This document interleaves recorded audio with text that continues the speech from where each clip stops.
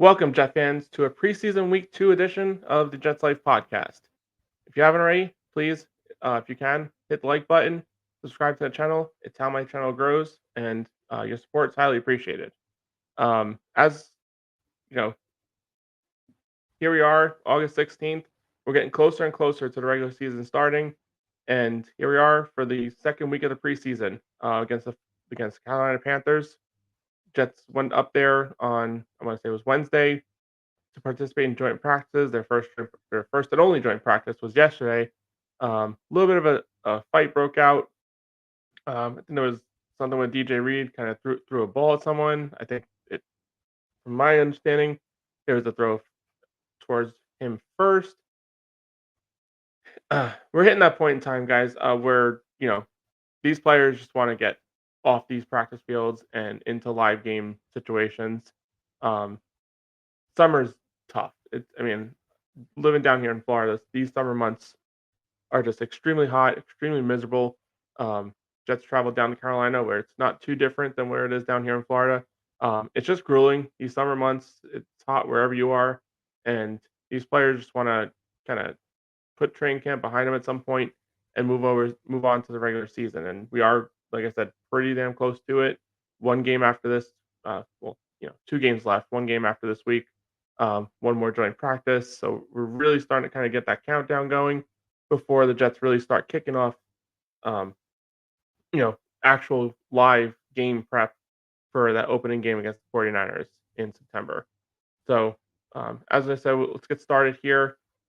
Week 2 of the preseason, and just a few questions here that I feel like what to look forward to in this game. And I guess the biggest thing on all of our minds, as it usually is if we're gonna get a look at these starters in these games. And my opinion here, obviously, I'd like to just go into the regular season completely healthy, not worry about anything, no starters in the preseason, but that's not going to be the case. I think at some point we are going to start seeing these players at least play a few possessions, and I think this is the week to do it.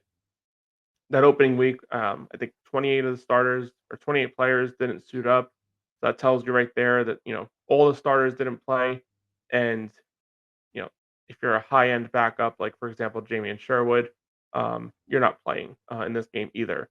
But we did see some starters in the opener, and I think we're probably going to see those same players for sure. Joe Tittman, I think him starting in the opening game was more of a, you know, I know he had snap issues when the preseason start or when training camp started. Seems like he has those under control now. I think that was just kind of a let's take a look at what you do in the live game situation. Go out there, build your confidence, and I think he performed pretty well from a snapping issue standpoint. There was a couple snaps I felt like he kind of went a little bit outside, but his I feel like his biggest issue, at least from what we were seeing, his snaps were kind of sailing over the quarterback's heads. I didn't see that happening, so obviously whatever the issue was, he seems to have got it under control. So that's a big plus. But obviously, the rest of these starters, in an ideal world, we get a glimpse of them. They look good. Get them off the field. What that means, probably like maybe a quarter and a half. I don't know that Salah's going to push them for the entire first half. Um, the most logical thing would really just be kind of put them out there for a few possessions, let them get their feet wet on the field, and move along to the next week of practices and final preseason game. But what we're really going to take a look at in this game, and obviously it's going to be similar to what we saw last year, is the young players on this team. And obviously, the Jets went out there, um, added a couple running backs in the draft, and both those players performed very well in the opener. I think Braelon Allen has cemented himself as the running back 2 on this roster. He's a powerful runner, downhill kind of guy, but he also has that breakaway speed, so you can't really just he's not Brees Hall speed, at least not that we've seen, but he did run 4.4 in the 40-yard dash, so um, fast player, powerful player. Defensive players are making business decisions this season on whether or not they want to tackle this guy. He's a powerful guy. He's not scared to lower his shoulder, and that's exactly what I felt like the Jets desperately needed going into this offseason. Obviously, there were other needs as well, but from a running back standpoint, um, the Dalvin Cook experiment was a complete failure last year. It just didn't work out for them for whatever reason it was. Um, I felt like the Jets needed to bring in a complimentary running back that can come in there and, not that Brees isn't a powerful runner in his own right. He 100% is. He's probably the most complete running back we've had in a very, very long time since Curtis Martin. I would go put him up there with that kind of caliber of running back. Obviously, he has a lot more to prove before he can reach that threshold, but um, best running back for sure that we've had since Curtis Martin. So now the Jets kind of take that next step of, we need to build a running back room around this guy. And I think they did a fantastic job with that. Braelon Allen being a downhill runner, Isaiah Davis being a guy that can catch the ball in the backfield. His pass protection has looked pretty good in the opening game of the preseason. I want to see it in this game if he kind of goes a step further. I just want to kind of hone in on that for him just to make sure, my eyes weren't deceiving me a little bit. I think he did handle himself pretty well from that aspect of it. So see him take another step here in this direction. And, some of these other guys, Malachi Corley, you know, had a couple of receptions, you know, doing his job, kind of making small catches. And I think that's what we're Jets are looking for from him in this current year is, being that guy that they can rely on in a few situations. And with his power and his yak ability, maybe once he starts getting comfortable, get that catch, start looking upfield. But these are the kind of developmental things that need to take place, and they don't happen overnight. They don't happen, over a few weeks. It's something like a gradual. It takes time, and obviously, you know, first step, get into a game, make a few catches. Next step, what are you gonna do with that ball in your hands? You gonna make a guy miss? You gonna run through him? Are you gonna, lunge for the first down? These are the things that we want to see out of Corley, in my opinion, this next week. And then obviously, kind of the big question going into this game, for me at least. I mentioned earlier in the offseason, after the Jets drafted Olu, obviously, they had Tyron Smith playing left tackle. And my question was, I know we have Morgan Moses, I know we have Tyron Smith. Is there a situation where Olu gets, slotted at right tackle? And if he's one of the best five, obviously you got to start the best five possible. And if he's better than Moses, I think he definitely deserves a right to start in this league. So in this preseason game, I know the Jets did test him out at right tackle in this joint practice and during this week of training camp. Are they going to now go into a normal live game and put him out there? He performed very well at left tackle in the opening game.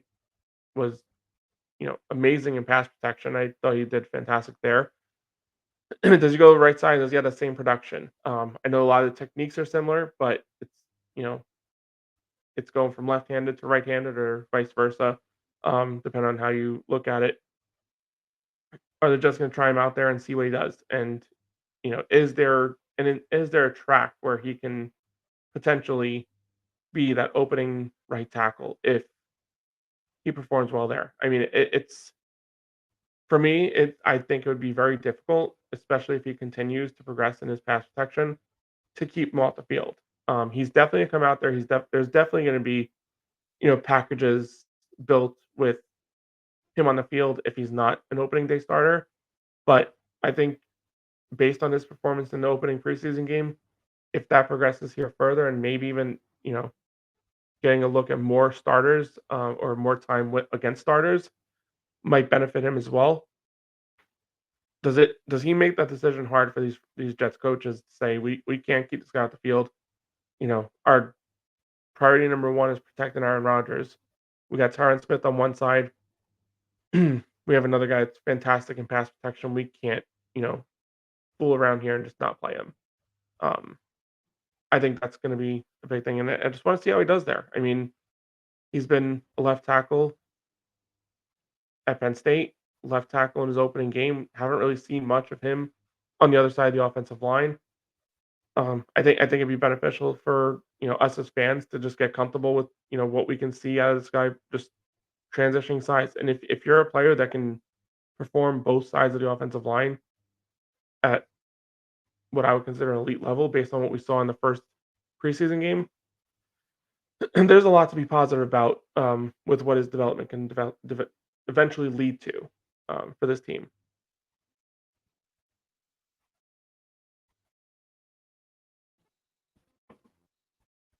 Moving along here to the defense. Obviously, we kind of hit on some of these offensive players. Um, but on defense side of the ball, Will McDonald, obviously, limited snaps in the opening game, didn't provide too much of an impact. He did have a spin move that resulted in a roughing the passer penalty. Um, they only played like a handful of pass rush snaps. We didn't get a big glimpse out of him, but I wonder if he can continue to show signs of development. Um, I think we all see that there is some special pass rush traits in his game. Um, but obviously, the Jets went out there and got Hassan Reddick because they need somebody who can play on the opening downs. They lost JFM, so obviously they're a little thin right now at edge defender based on what they need from this defense. They need bodies. They need as many as possible. They need guys that can stop the run. They need guys that can rush the passer. Um, Will McDonald definitely has the traits that you look for when you're looking for a pass rusher. So in this game, I just would really enjoy to see this guy kind of take a step, get in the backfield pretty, as frequently with his speed. It's something that can be really dangerous for an opposing offense. So I would like to see this at this point, like him use that speed to his advantage and, you know, bust up a play in the backfield. Um, you know, get around the defender. I know he's likes to use that spin move. He uses it pretty frequently. I just want to see in the live game just him kind of like showing that speed to get around the edge. And can he find the quarterback when he does it? And can he make a clean hit with no flag being called after that? Um, you know, Jets picked this guy in in the first round. I mean, of last year's draft for a major reason. They wanted this guy to be, a pass rush specialist that can hopefully develop into a three down player. As of right now, I don't see a three down player in him.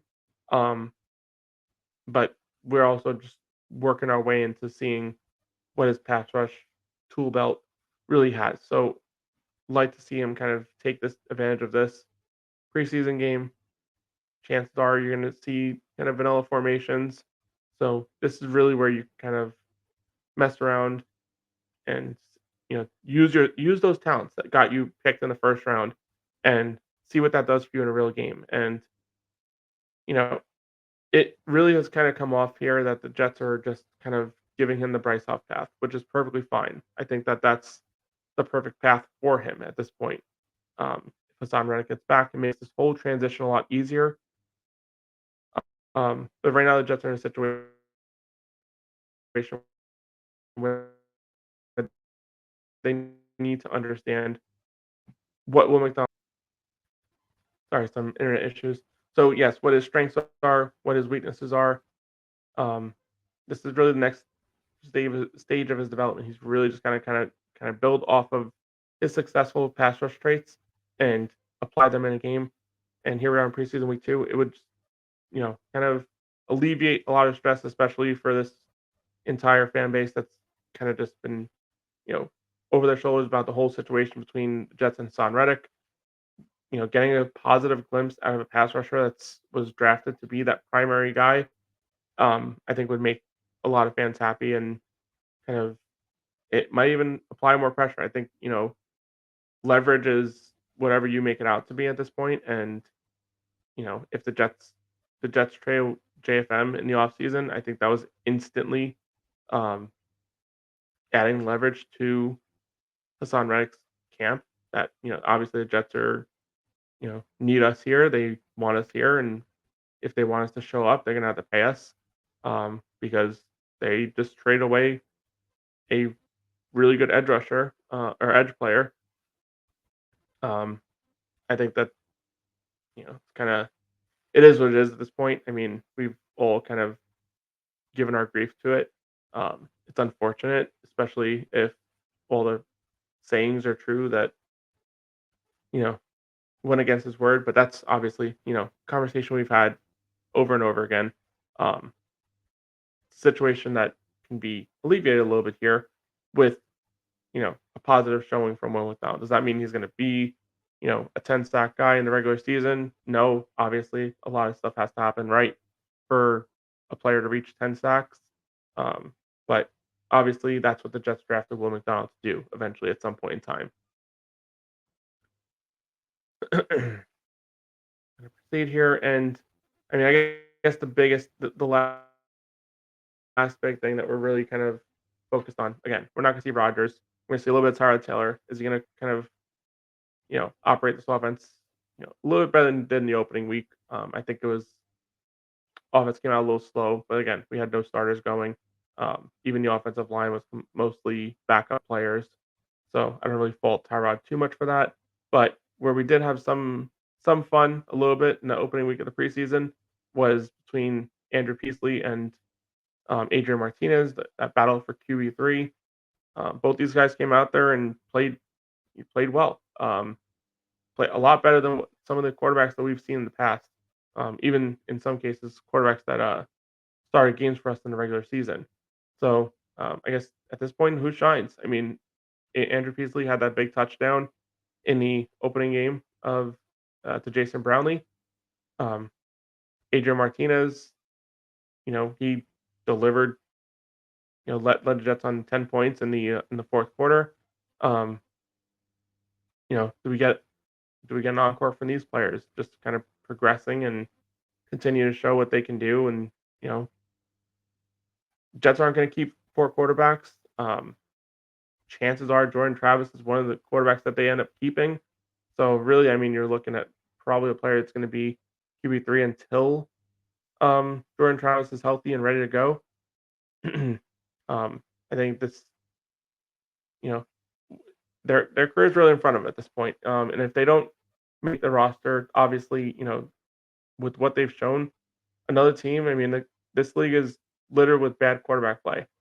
We saw the worst and the worst of it in the last couple of years on this team. Um, Other teams are going to have that same issue, similar issue, whatever have you. These guys continue to show progress. They're both young enough to where another team might, be interested to bring them off the practice squad and bring them onto their roster and kind of develop them in their own way. But from my perspective, it'd just be interesting to see what these guys kind of build off of. Do they make that decision difficult for the Jets to where the Jets might consider, practice squatting and Jordan Travis, hoping nobody picks them up? It's a risky task. I think that's kind of